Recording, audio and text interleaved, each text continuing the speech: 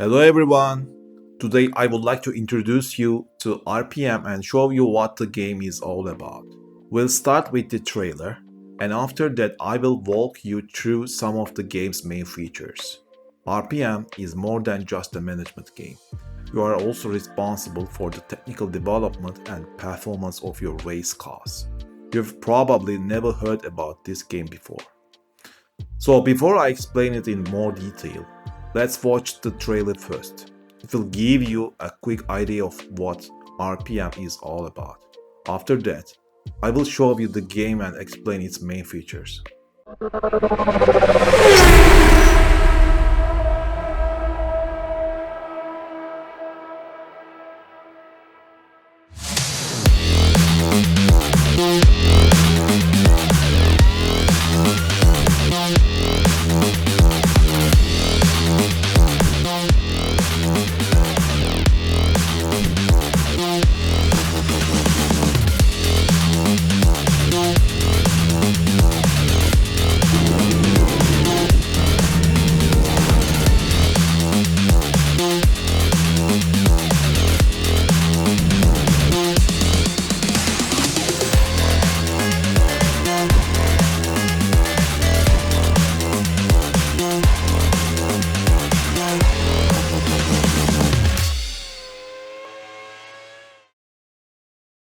Okay, thank you for watching the trailer. Now let's take a closer look at the game and see how it works. One of the most important features in RPM is that you cannot use upgraded pods immediately. When you develop a new pod, you need first to release a new car. Only after this step you can use upgraded pods. At the moment, releasing a new car doesn't require an approval process because it is always within the rules. However, there is an idea about adding an approval process from the RPM console in the future. At the beginning of the game, you already have a complete car. You can tune in different parts of the car and make the changes you want. This brings us to the tuning menu.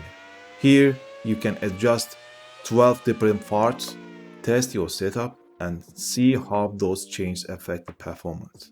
This is one of the most enjoyable parts of the game. Now we have tuned our car, but how do we know what effects those changes have on the vehicle? This brings us to vehicle testing menu. Here you can test your car and see a wide range of performance data. For example, after making setup changes, you can see how they affect the drag coefficient, acceleration, and braking performance. You can also test your cooling system in a controlled environment using a Climatic test chamber. So far, we have tuned our car and tested it in controlled conditions. But how do we know if those changes will actually improve performance on the track? To answer that question, we need to test the car in real test sessions with test drivers.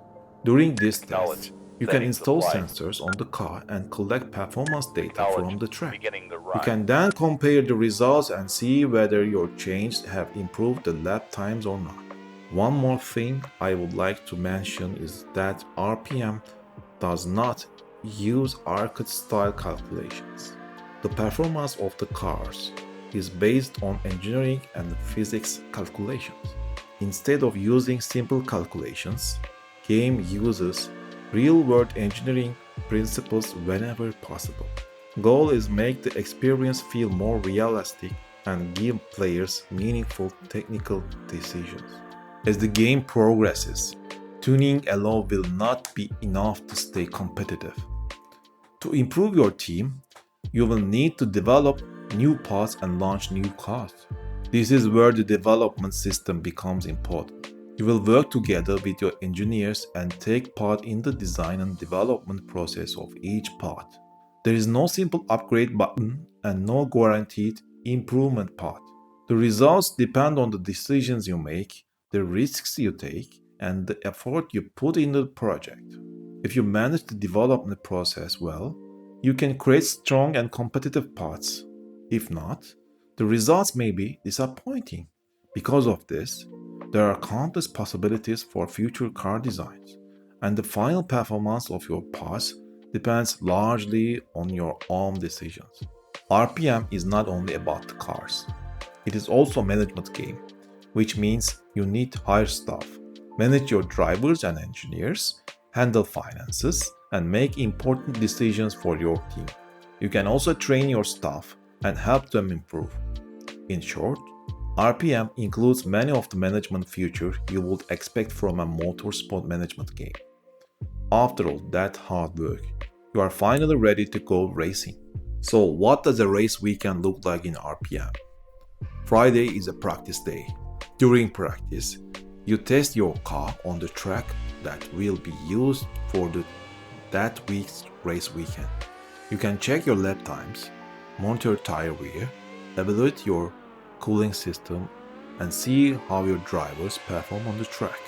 You can also watch your rivals and try to understand their pace. Practice sessions have a time limit, but you don't need to use all of the available time. However, there is one thing to keep in mind. Not everything shows its true performance during practice. Some teams may hide their pace, while others may push hard to impress their rivals. Saturday is qualification day. Your goal is simple. Set the fastest lap possible and secure the best starting position for the race. Like practice, qualification is also limited by time, so every lap matters. And then comes Sunday, race day. At this point, I would like to leave you with some race gameplay footage. Thank you for watching, and thank you IndieGameInn for sharing this video. If you like what you see, please consider adding RPM to your wishlist. You can find the Steam page using the link below, or simply search for Race Performance Manager on Steam. See you next time!